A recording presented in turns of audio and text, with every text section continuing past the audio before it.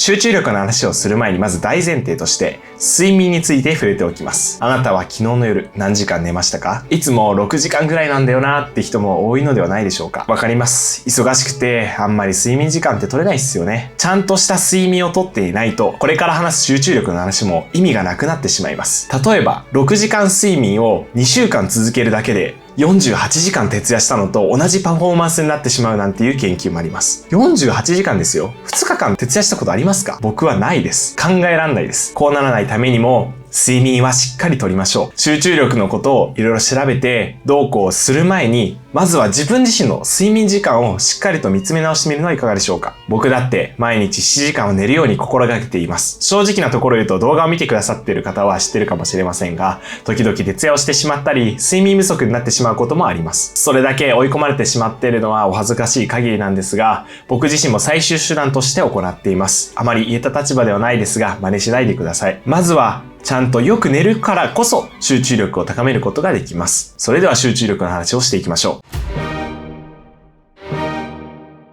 それでは一つ目。皆さんはポモドーロテクニックをご存知でしょうか？集中力について調べた方はポモドーロテクニック目にした方も多いのではないでしょうか？僕の動画でも時々紹介したことありますが、ここでも改めて紹介させていただきます。ポモドーロテクニック。これはイタリアの起業家フランチェスコ・シリロ氏が1980年代に考案した方法です。25分の作業と5分の休憩というサイクルを回すことによって集中力のパフォーマンスを最大限引き出すというものです。このポモドーロテクニック、科学的にも効果が裏付けられていて、例えば米国心理学会の論文では注意資源は有限であり、適度な休憩を挟むことで持続的なパフォーマンスが可能になると報告されています。また心理学や神経科学の研究でも人間の集中のピークは20分から45分と言われており、この25分という疲れる前に一度区切って休むというのがちょうどいいラインとして定着してきました。ただ、個人差が大きいのも事実です。実際に試してみたら25分も続かなかったなんて人もいるのではないでしょうか。僕だって最初は続かなかったです。10分も続かなかったってこともありました。でも、だんだんと10分、15分、25分と増やして自分自身の集中力を鍛えていく中で、今では50分と10分休憩みたいな感じに続けることができています。初心者や集中力が続くのが難しいって人は25分の作業と5分の休憩でもいいと思いますし、もっと短く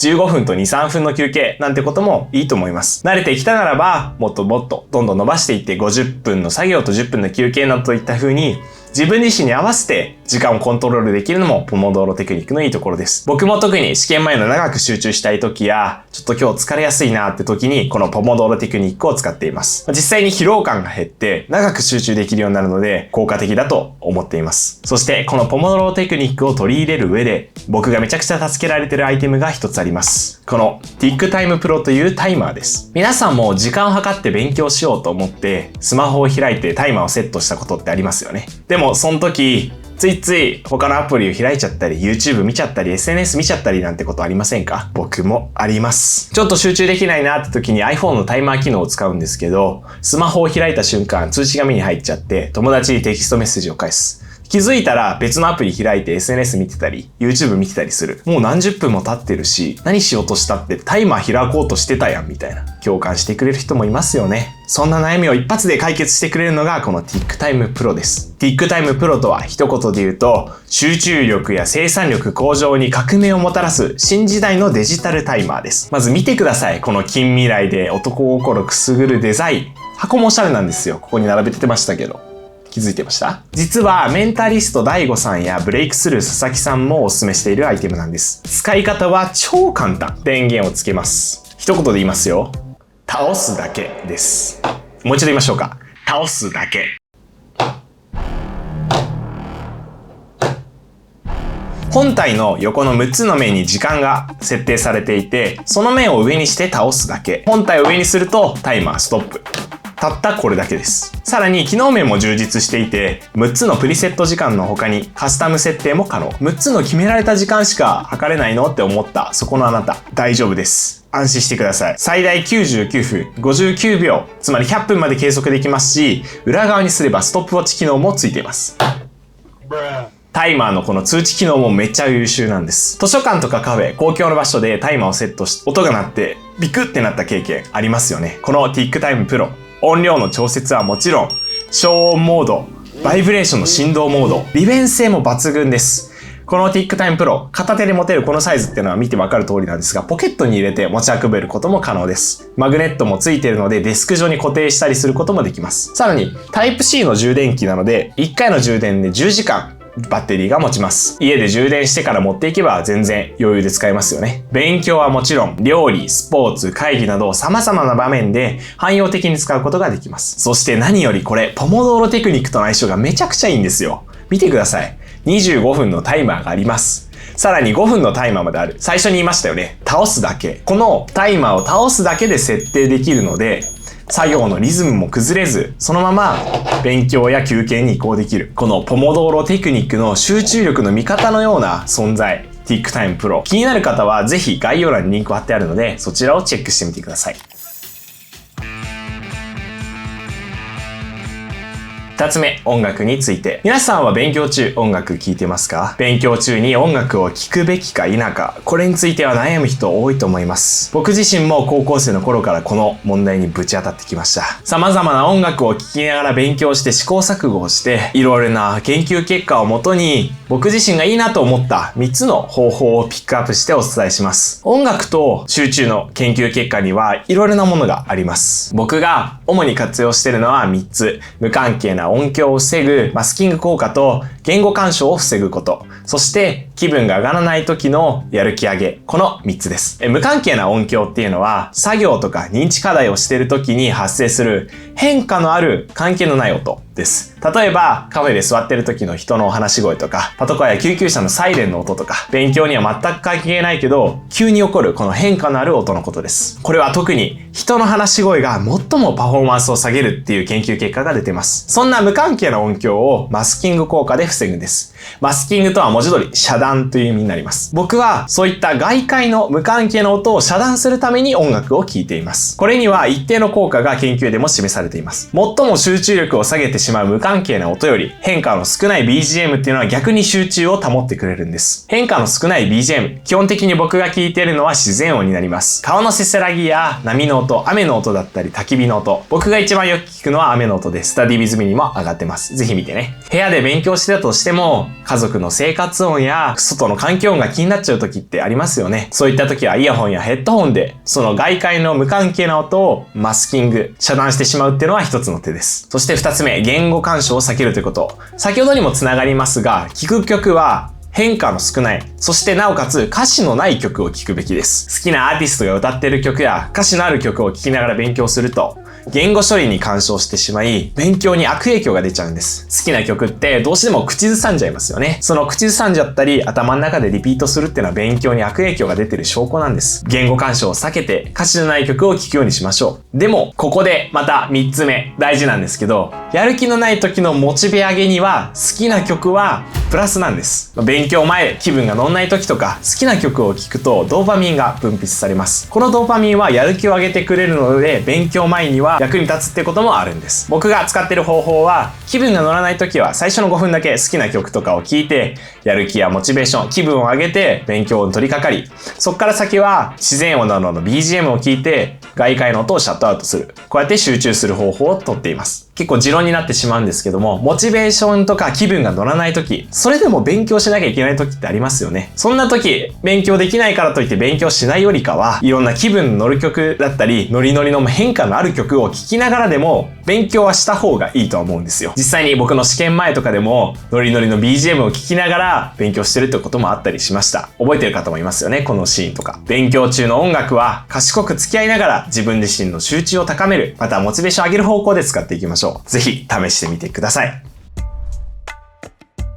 そして3つ目。皆さんはサーカディアンリズムご存知でしょうか？ざっくり言うと体内時計です。体内時計、これなら聞いたことあるなって人も多いですよね。朝日を浴びるとスッキリしたみたいな感覚になること、経験ある人もいるのではないでしょうか。詳しく医学生っぽく言うと、朝日を浴びるとコルチゾールが分泌されて覚醒の状態になっていきます。そしてその15時間後にはメラトニンが分泌され始め、睡眠モードになっていく。こういった人間本来生物として持つホルモンの分泌だったり、一日のリズムっていうものがサーカディアンリズムになります。この一日のリズムが集中力にも密接につながっているんです。一日の中には学習に適した時間、また記憶に適した時間というものがあります。皆さんに覚えておいてほしいのは、起きてからの 2,3 時間がゴールデンタイム。これです。これは様々な研究でも分かっていることです。朝起きてすぐのこのスッキリした脳を大切に使いたいですよね。朝起きてから 2,3 時間は論理的思考能力や問題解決、分析といった高い集中力や注意力を必要とする課題に適しています。短期記憶や覚えることに関しては、午後や夕方が適していると言われています。つまり、これらを活用すると、例えば朝起きたらまずは朝日を浴びて、ラジオ体操とかで少し体を動かして、その後軽くエネルギーを摂取して、そこから数学や物理科学、理系科目にギュッと集中する。そしてお昼ご飯を食べて仮眠を取った後に、暗記系、国語系だったり、覚えることを必要とする科目に集中する。こういった工夫ができると思います。すべてこの通り、1日にこの科目をやんなきゃいけないとか、この時間にこの科目をやんなきゃいけないっていうわけではないんですが、1日の中に勉強する科目を意識するだけで、効率的に、かつ集中力が高い状態、脳にとっても一番いい状態で勉強することができます。僕も受験期はこれを意識して勉強してました。集中力を効率的に勉強に活かすことができるので、ぜひ試してみてください。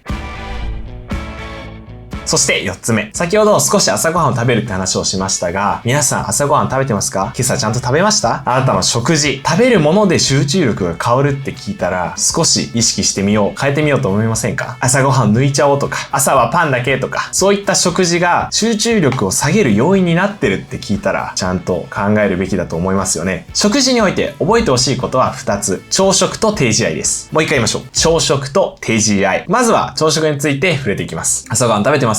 朝ごはんが大事だっていうのは結構幼い頃から、小学校の頃から教わることだと思います。でもなんで大事なんでしょう？疑問に思ったことありますよね。これ科学的に説明すると、お腹が空いてる脳にエネルギーを送るっていうのが大切なんです。脳っていうのは小さい組織です。体重から見たらたったの 2% しかありません。でも脳めっちゃ大食感、大食いです。全体の約 20% のエネルギーを必要としています。心臓が約 10% のエネルギーなのに対して 20%、ほぼ2倍近くのエネルギーを必要としてるんです。びっくりでしょ？心臓こんなさ動いてるのに。もちろん脳っていうのは寝てる間も休みなく働いています。朝起きて頭がぼーっとしてるのはエネルギー不足も原因の一つなんです。ここで朝ごはんを食べずに、朝食を食べずに勉強に向かうとどうなるでしょう？脳が常に腹ペコの状態で集中できると思いますか？もちろん影響は出てしまいますよね。でベストパフォーマンスとは言えないんです。このように朝ごはんを食べてベストなコンディション、最高の集中を作る。とっても大事なので朝ごはんは食べるようにしてください。2つ目、低 GI。食べるものについて考えていきましょう。お昼ご飯食べた後って結構眠くなっちゃうなってことも多いですよね。皆さんもこれよく起こることだと思います。ここで意識したいのが低 GI 食品。パンだけとかご飯だけとか主食がメインのご飯食べてませんか？さっき食べたご飯思い返してください。仕事や勉強で高い集中力を発揮したいなら食事のグルセミックインデックスを意識するべきです。初めて聞いたって方も多いのではないでしょうか。グリセミックインデックス。略して GI。血糖値っていう言葉知ってる方も多いですよね。GI っていうのは血糖値の上昇度合いを示す指標です。脳の主なエネルギー源はブドウ糖です。グルコース。これは血液中によって運ばれてきます。この血液中にあるグルコースのことを血糖と呼びます。血糖と呼ばれるエネルギーが安定して供給されるから脳は高い集中力と思考力を保つことができるんです。食事によって炭水化物やエネルギーを摂取すると消化器に入って吸収、消化されてブドウ糖になります。そのブドウ糖が血液に入って血糖値が上昇します。この食事の時、高 GI の食品を多く摂取すると血糖値が急激に上昇、そして急激に降下します。これを血糖スパイクという風に呼びます。この血糖値の急上昇と急降下によって脳のエネルギー供給が不安定になり、眠気や注意力の散漫といったことを引き起こしてしまいます。例えば全粒粉パンやオートミール、豆、リンゴ、ヨーグルトやナッツ類といった食品を摂ることで、この血糖値の急激な上昇を抑えることができるんです。食事のメインの内容をこういった食品に変える。またおやつをリンゴやナッツ類にする。こういった食生活の変化だけで脳のエネルギー供給を安定にして高い集中力を保つことができるんです。実際に研究でも高 GI の食品より低 GI の食品を摂取した学生の方が各課題の精度が高かったり、単語の早期の成績が良かったりという研究結果もあります。この結果びっくりですよね。食品を変えるだけで高い集中力を保つことができる。僕自身も毎日ではないんですが、特に集中したい時とか試験前とかはサラダ、鶏肉、玄米ご飯といったいわゆるチンシューと呼ばれるものを注文して食べたりしています。これマジで食後の眠気がなくなるんでおすすめです。でもこういった食品揃えるの難しいなって人もいますよね。めんどくせえって思う人もいると思います。そういった人におすすめしたいのがベジタブルファーストという食べ方です。研究によれば野菜、主菜、主食、この食べる順番を変えるだけで血糖値スパイクを抑えることができるんです。これは10分程度のいわゆる早食いの人にも効果あります。僕も毎食やってるんですが、例えば丼食べるとき、上に乗ってる野菜を食べて、お肉を少し食べてから下のご飯を食べる。この意識だけです。これならできそうだなって思いません？ぜひ試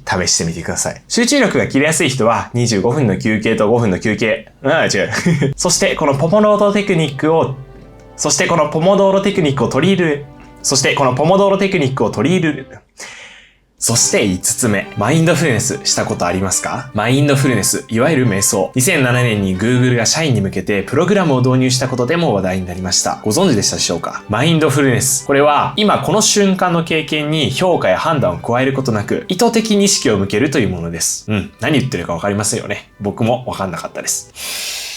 ですが、このマインドフルネス、瞑想にも学習効果や集中力を高めるという結果が出ています。例えばある研究では、講義中に約6分間のマインドフルネスを導入した結果、理解度のテストの正答率が大幅に上昇し、知識定着に改善が見られたという結果が出ています。また、マインドフルネスを行うと、注意力を担っている皮質の部分や、記憶を司る海馬の増加が見られるという結果もあります。つまり、注意力が高まって、勉強において理解力が高まったり、記憶力が上がったりしてしまうんです。そんな便利な話あるかいなって話ですよね。いやー、僕もびっくりしてます。学習の助けになるのはもちろんですが、それだけではありません。とある研究では、ストレス耐性や気分、免疫指標まで上がったという結果もありました。5日間、たった20分の IBMT というマインドフルネスを行ったグループは、ストレスホルモンであるコルチゾールのレベルが低下し、免疫機能が改善することも報告されています。このように勉強にとって優位なだけでなく、心身的な面からも改善することができるんです。そんなメリットしかないならやってみようということで、僕も試しにやってみました。もちろんまだ長い期間やってみて比較しているわけではないので、本当に僕個人的な感想にはなるんですが、マインドフルネスを取り入れた後は、確かに今この場にいることを意識することができて、より勉強に集中することができるような気がしました。たとえ思い込みだとしても、前向きになれたとか、集中できたって感じることができた。このことに意味はあるかなと思います。勉強するにしても、働くにしても、心と体が一番の資本であるのは間違いないですから、とっても大事なことだと思います。皆さんも試してみてはいかがでしょうか。